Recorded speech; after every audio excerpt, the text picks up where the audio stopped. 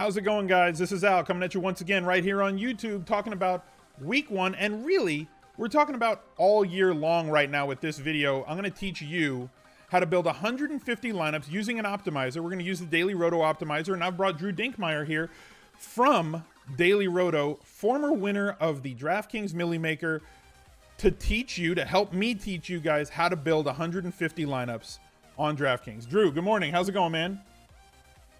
It's going well. I'm excited for another year of chasing the Millie Maker. Exactly, right? I mean, whether you enter one lineup, whether you're in 150 lineups, it's something that where else you had a chance to try and win $1 million with your fantasy football knowledge. It's something that I've done since DraftKings first started the Millie Maker in 2013.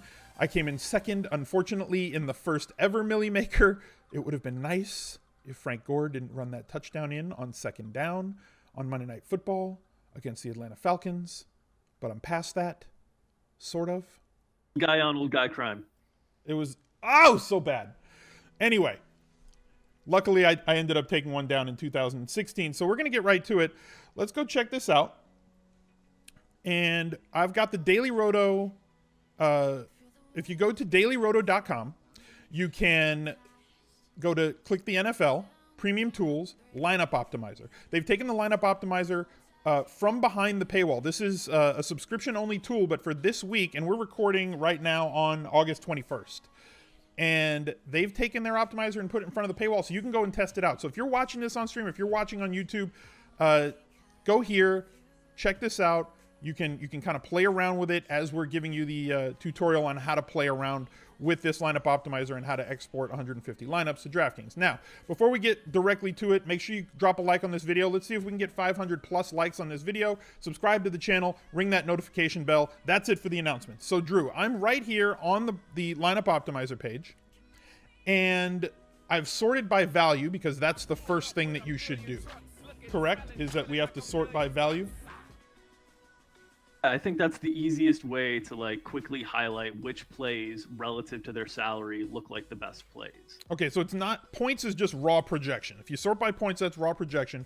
The column next to that right over here gives you what Daily Roto's output is. It includes salary. Points does not include salary. Value is the combination of this guy is great at his salary price point. So that's the key column on this chart. Second thing that we got to do, come over here to the left side right under NFL, and you got to pick a main slate. We're going to pick the DraftKings slate. We're going to use DraftKings salaries.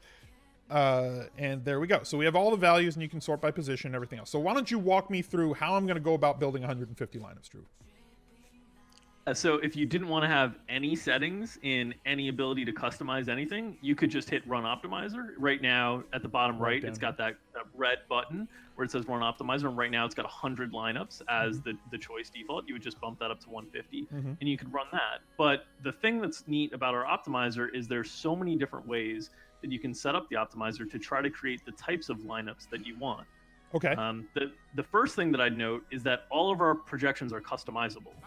So you'll see, like on yours, you've got a little arrow on Michael Thomas in an edit there that's been made at some point. And so you can revert that arrow to the edit that you have, or you can leave it with our baseline projections. But you can do this on the team level. Oh, because like I put his exposure at 70%? So that would revert it back to 100 when you use that. So this exposure button is maximum exposure. So like the most I would want of this player is 70%. So if I hit this button, that'll put all of his baselines, all these things you just saw click red when I'm clicking these chat, all those get changed back when you click the undo arrow. Now, what if I wanted to set like I had him at 70. You're not going to want to go through and set every single player's max exposure. You're going to want to start with some sort of overall for quarterbacks, running backs, wide receivers. Where am I going to change that? Top right where there's a settings tab, you open up that settings tab, and you'll see right away global values exposure. Okay. So that's telling you that in this set of lineups that you're running, however many lineups you're going to run, 100, 150, 10, that the max ownership of each individual position would be whatever you want to set it to. So it starts right at 100. now they're like 100. So if I set quarterbacks like max 20 or max 25%, defense max 40%, running backs max 70, wide receivers max 70, tight ends max 40. Right? Now, do I have to save this before I leave here? Yep, you should save those. It'll carry over, but if you want to kind of bring it back after you run sets, you can save whatever your default settings are up in the top right with that little disk button. Right. Boom. Okay, so that's saved. So now when I run, if I just run this optimizer for 150 lineups, this is with no tinkering. This is with no individually setting players' maxes. And you can see it's got 19%. It's just going to run this optimizer and spit out 150 lineups for me. Studfi says, I want to fill the cup, but I don't want to ruin the conversation. Had a couple of subs. Soccer7MP, thank you very much for the Twitch Prime sub. ETH Sow, thank you very much for the Twitch Prime sub as well. So it ran an optimizer with our positional maxes, and you can see all the lineups here. And that's kind of Chargers. Yeah, loves the Chargers. So if I was just to click player, if I wanted to see how much I had of each player at each position, I can do it this way, right? So I click on players, and that shows me I've got 25% Blake Bortles, 25% Ryan Fitzpatrick, running backs, loves Rex Burkhead, Dalvin Cook, Kamara, the Gazelle, obviously, because hashtag brand. Couldn't build 150 without a lot of Tyrell. No. Hayden Hurst Helmsley, 40% at tight end. Defense, it loves the Redskins, the Bengals, and the Chargers. Now, so that is what it spits out without us changing anything. So we're going to go to restart, and that's going to put us back on the... So, like, you have an idea now of what the projections are going to spit out. And I've said forever that you can have the best optimizer in the world, but if your projections are crap, then your 150 lineups are going to also be crap. Now, Drew can attest to the fact that I've been a subscriber to Daily Roto since before Daily Roto existed, when it was the Fantasy Fix, when you were back at where did you start? When I first met you were my first friend in Daily Fantasy. What was the site called? Fantastics. It was a season-long site. And then we started My Fantasy Fix from Fantastics. So that's where I met Mike Leone. That's where our business relationship started. And that's kind of where we got into converting from season-long to DFS. Right. And then you went to the Fantasy Fix, and then you started something else, and then you came over to Daily Roto, or started the Daily Roto site, and you've been there ever since. So I'm a big fan of the Daily Roto projections, their process, how they go about things. Great for NFL. Probably the best NBA projections that exist right now for daily fantasy. So go check them out. So once again, I go back to this main page because now I see what the optimizer is going to spit out at me, right? It's going to give me a lot of Chargers, going to give me a lot of Dalvin Cook, who people may or may not be comfortable with in week one. Doubling up on Chargers with Keenan Allen and Terrell Williams at wide receivers. So you may have to set one of their exposure maximums down. Maybe you don't want 70% of, and put all your eggs in the Charger pass game basket. So you can set those guys down. You can X people out. So once we get back here, you have to click back on the main slate. Make sure your settings, right? So this puts the settings back here. So load save settings. That gets you right back to what we clicked in as the maximum for each thing. And we can X out players. Like, let's say you don't like Blake Bortles, right? You're just, you know what? Not a Blake Bortles fan. You can take Blake Bortles completely out of your projections. It will not make any Blake Bortles lineups. Now, what if I want to build stacks, Drew? How do I, we just saw it's going to build us a ton of Phillip Rivers with either one of Keenan Allen and or Terrell Williams, because I think Mike Williams I had X'd out for whatever reason. I was playing around with this before I went live today. So how do I build all those stacks? And like, I see these little keys next to the players, next to these checkboxes. What do they mean? Different ways to build out stacks. And so the first global way is through that settings tab, where you'll see below the global values, you'll see stack settings. And what this is saying is, if you have it at 0, it's saying, hey, just create any lineups. Don't necessarily force stacks. If you go to... So wait, that was in the settings thing? Just in the settings tab. Okay, so it says QB plus. And now everything's so that's saying that. So what that's saying is, when I'm building these lineups, the optimizer is being told, you don't have to stack. So what we were getting with those Phillip Rivers and Chargers heavy lineups were just simply that those were the best optimal projections to go that route. Okay. You have to stack them. If you wanted to guarantee that every single lineup that you built was a stack, you would simply add something to the QB plus here. you'd say, I want all my lineups to have a QB plus a wide receiver, and you'd go up to 1 on the wide receiver. Or you could make it wide receiver. If I say wide receiver 1 and tight end 1, will it stack the quarterback, wide receiver, and tight end in every lineup that it builds? Or will it make sure there's a minimum of 1? Every lineup. So the minimum of 1 would be the wide receiver plus tight end. That means either or. One or the other, a wide receiver or tight end. Got it. If you wanted a wide receiver and a tight end, you would do 1 in the wide receiver, 1 in the tight end. Okay, so that separates individual from that. So I'm going to put it in the wide receiver plus tight end, because I don't need necessarily 2 pass catchers with every quarterback, but I do want to stack. If you wanted to run it back in like a game stack situation, you can also add an opponent in there. You can add an opponent wide receiver, an opponent wide receiver or tight end, an opponent wide receiver or running back, or any of those. So that will naturally help out build out game stacks. But let's say in your specific situation, you don't necessarily want all your lineups to be a stack. Yeah. What you would do is you would reset all these back to 0.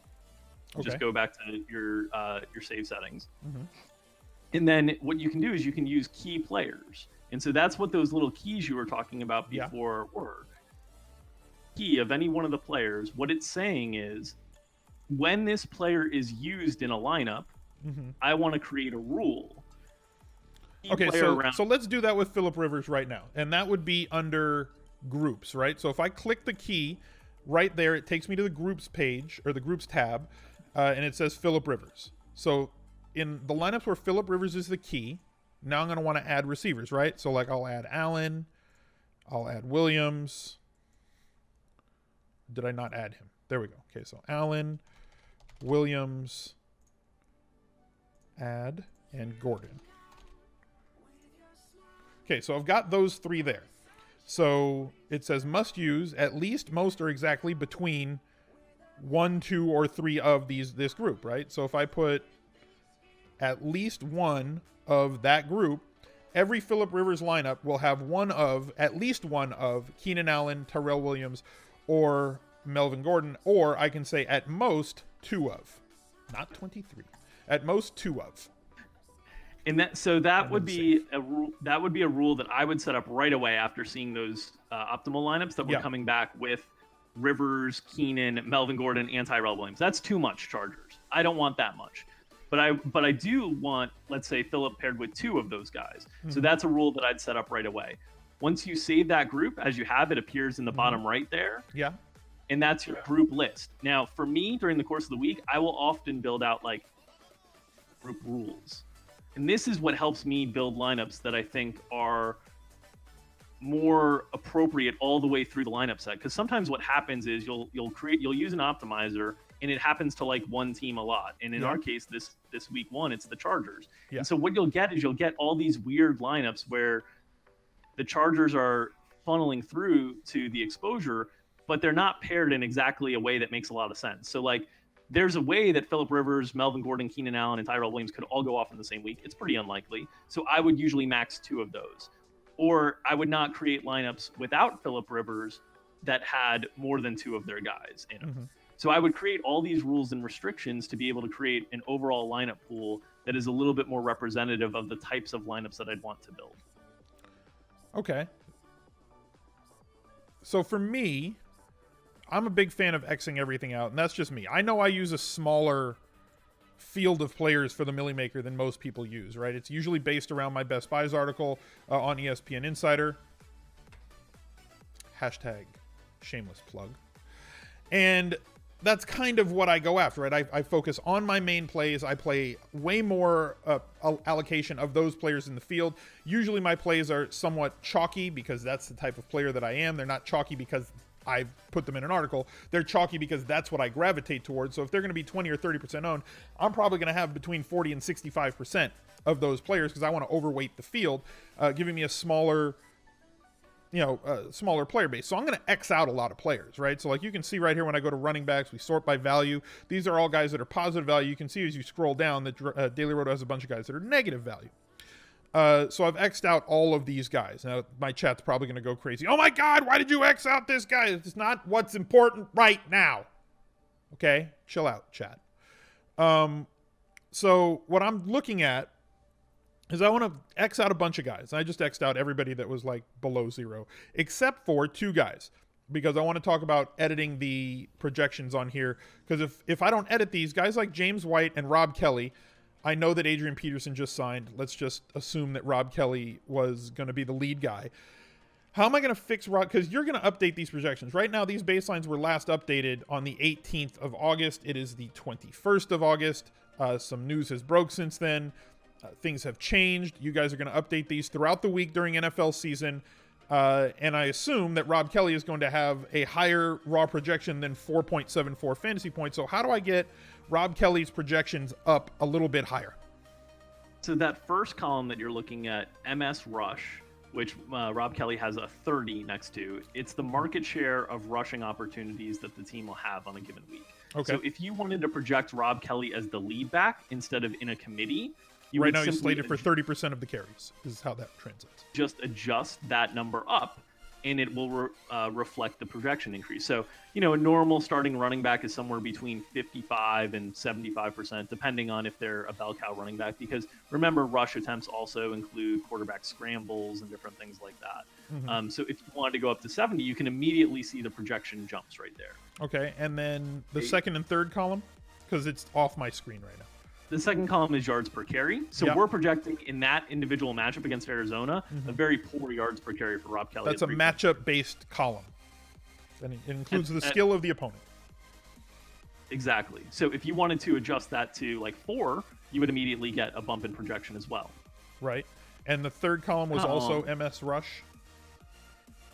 Of touchdowns. So that's what MS Rush percentage TD, of rushing touchdowns. Yeah. Player to get. So if you're going to say he's going to get 65% of the carries, you might say, hey, he's probably going to get around 65% of the market share of rushing touchdowns I think that's fair. And that immediately shifts him from a far negative value to a slightly below negative value at 9.05 fantasy points on the week, which would move him completely up this list. He obviously isn't going to be the best play on the slate, but you'll have more of him with your allocation. The other thing I was going to say is because it's Draftkings and the full PPR, you'll also notice that the next column over is the market share of targets, which we only have him projected for 2% of the targets. If he's the lead running back, even if he's not a pass catcher, he's probably going to be closer to like 6-7%. And that's where you can really move the needle on projections for running backs on Draftkings. And he jumped up like 1.5 on the value column just by moving it from 2 to 7. Exactly. And so that's how you can edit the customizable projections to kind of take into account your own opinions on things on the individual player level. Now, you can also do that on the team level up at the top. So if you scrolled over up at the top to the Washington-Arizona game, and you see that Washington has a total of 22, and they're projected for 62 plays, and they're projected for a run-pass ratio of about 60% pass plays, 40% run plays, and about 68% pass touchdowns, 32% rush touchdowns. Any of those fields that you edit will also flow down through to the projections. So one way to improve a running back's projection, if you wanted, would be increase the percentage of run plays we expect them to have, or increase the percentage of rush touchdowns we expect them to have, or increase the number of plays total. Okay, well, here's the other way to use this tool, right? Like, we talk about games that might shoot out, right? And games that, this is based on the projected total points, whether it's Vegas's or yours, whatever. It's just, they're projected for this many scores, this many plays, everything else, right? So, like, a game that might shoot out, in my opinion, right? Could be this KC Chargers game, and one that's kind of, just because of how bad one of the defenses is, the Colts against the Bengals is a game that could very possibly shoot out. Let's say, like, I don't think that the Colts can hold anybody to 21 points. So let's say the Bengals score 28 points, and let's say Indy remains that size of favorite, meaning they score 31.5. So you adjust this game upward, and that will adjust everything else. That will adjust the plays, the run pass, the touchdowns, rushing and passing. So if you adjust the total, it'll just move the total. You have to adjust the plays too. What it will assume is that a higher percentage of the plays are touchdowns as you move the total. It'll just change the efficiency. But the way that I like to think about it is if you are trying to adjust a quarterback projection, quarterbacks, most of their points come from throwing touchdowns. So they're most impacted by the total moving up. The other players, the wide receivers and the running backs, are more impacted by the plays running up. The faster paced game, the more plays there are, the more pass and run attempts there are. And since running backs and wide receivers get more points for yardage than quarterbacks do, it more directly impacts them. Right. So if I was to look at the, like, now AJ Green bumped up a little bit. He's the number 2 guy on the list. Look at how great a value Andy Dalton is now. Yeah, when you he's the project number 2 Cincinnati guy to score 28 points. He's right behind Phil Rivers now. So, like, if we rerun this now for 150 lineups, we're probably going to end up with a lot of Andy Dalton. So let's rerun this optimizer for 150. Hold, please, chat. As we get into this. Explosive Phaser, thank you for the Prime sub. Go ahead. It'll also incorporate the rules, the groups that you set up. So remember that Phillip Rivers group that you had a key player. You no longer will see any Phillip Rivers lineups with 3 skill players. You'll see him with a max of 2. Those rules that you've set up as well. And we see Keenan Allen at 70%, AJ Green at 70%, Terrell Williams still at 70%, though in the Phillip Rivers lineups, they're only going to be with 2. Now I can max out wide receivers in the same team. I can do all that sort of thing. I can manually set Terrell Williams down. I can manually set Keenan Allen down because if the optimizer is favoring them too much, I say, you know what? I don't want 70% of Terrell Williams and Keenan Allen. I want a max of 60% of Keenan Allen and a max of 35% of Terrell Williams. So I go back, go to restart, and we'll run this one more time because I think this is a really solid walkthrough so far. Okay, so we go here. We go to settings. We load save settings. That's the first thing. We go to slate. We hit the main slate on Draftkings. That sets up there. We go to wide receivers. Sort by value. Keenan Allen, max exposure. We're going to put him at 60. AJ Green, we'll leave him at 70 just because it's not jacking things up there. We're going to set the Gazelle to a max of 40, and we're going to rerun the optimizer. And that's how you just kind of get an optimizer. You teach it to think about it like a dog running one of those cool dog tracks where they got to run through the thing and between the cones and then jump over a bar. That's what you're doing with an optimizer. Anytime that you're running these lineups over and over and over again, you see what the optimizer is going to spit out, and then you retrain it to run it the way that you want. So the first thing we did was we saw that Phil Rivers was going to be locked up with a bunch of receivers a couple of times, and then you can see how it adjusted the lineups, right? So we have 40% of Williams, 60% of Keenan Allen. It bumped up Jarvis Landry to 46%, Larry Fitzgerald 27%, Antonio Brown 13%, Michael Thomas 9%. So the last thing we're going to talk about, how do I get more Michael Thomas in my life for week 1? So if you think that a guy is going to be underappreciated by an optimizer, so if this guy, you think, you know what, I really want to have more of Michael Thomas for week 1 because I think that he's one of the key players along with somebody like Keenan Allen. How do I bump up his ownership? Would it just be through bumping his projection or bumping his value rating so that the optimizer recognizes him more? Different things you can do. The first thing you can do is we have this boost column towards the far right, just towards the left of the salary. And what that does is it boosts the overall projection by every click up is 1 percentage point. So if you wanted to give him like a 15 or 20% boost, him into more lineups. And while we don't have the ability to set minimum exposures because that becomes very difficult from a computational standpoint and ultimately ends up making it so that the optimizer wouldn't run fully as often, we do have the ability to edit the projection so you can kind of force players in and then cap their exposure at whatever you want. So let's say in that last run you were only getting 9%, but you really want like 30% Michael Thomas. What you can do is you can boost his projection by like 15 to 20% and then cap his exposure. Right. 30% if you want. Okay, so I boost him so he's more recognizable. He's now along the same lines of Keenan Allen and AJ Green, but let's say I want like 35%, so I mark him at 35%. So now he should show up by boosting him in the boost percentage column and then maxing his exposure. I want to take him from 9 to about 35, boost him up so that the optimizer recognizes him, and then cap the amount of exposure that you're going to have to him. The way to go about it. The other thing you could do is you could change his market share of targets or his yards per target. The more of the market share of targets that he'll have, the more the projection will jump immediately. But because our quarterback projections are tied to our wide receiver projections, by giving him more market share of targets, you're actually starting to project over 100% of targets. Right. So you might be moving the pass yards as well up on Drew Brees as well. So I think the boost is the most efficient column to do that because it doesn't impact anyone else's projection. It just individually boosts. So like your projections that you're saying are tied to all the players. So like if you add up all the New Orleans wide receivers, they're all going to add up to 100% in terms of market share of targets.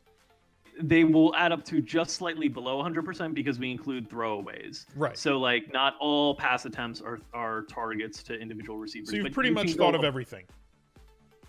Think through everything, yeah. But you can bump the individual market share of targets for the team beyond 100%. Like when you're bumping Michael Thomas, it's not going to take from other people. So what happens though is that carries over to the quarterback as well. And one thing I did want to show, because we're going to use our projections for prop betting as well. If you go to settings, very bottom, the view settings, yeah, can adjust what you're seeing. So it comes with custom, which means all those customizable fields. But if you click to output, what it'll do is it'll give you the actual projections for the players as well. So you can see what their actual projection is. So in this case, we're projecting Keenan Allen, for just under 8 receptions and over 100 yards receiving in that first game, expecting Keenan Allen to have a huge opportunity set, this year without Hunter Henry, no Antonio Gates, just more targets to go around to the wide receivers with a lesser tight end oriented target group this year. For mine, the wide receivers, it's not showing up, but it is for the running backs when I click that. So like I've got David Johnson at 20 rushes, 88 yards, 0.56 rushing touchdowns. Le'Veon Bell, 23 carries, 87.83 and 0.73 touchdowns with 5.5 receptions, 49 yards receiving. So you can kind of see if a player has a total yards. So you might see the limitation on the screen size, but you see if you scroll over, you see the reception and the receiving. Oh, there yards, it was. I was looking at rushing. Yeah. Got it. There it is. It just starts with rushing and moves over. And it actually starts with passing, but you'll see all those skill players have nothing under the passing side. So you can see what the actual output is of the projections as well, which I think is helpful to kind of understand why a player is projecting the way that they are. You can actually see the outputs. So you can use these projections to bet individual props. Yeah, exactly. So if Keenan Allen's week 1 prop comes out at like 80.5 receiving yards or something like that, that would look like a really good over bet to us as we're projecting him for over 100.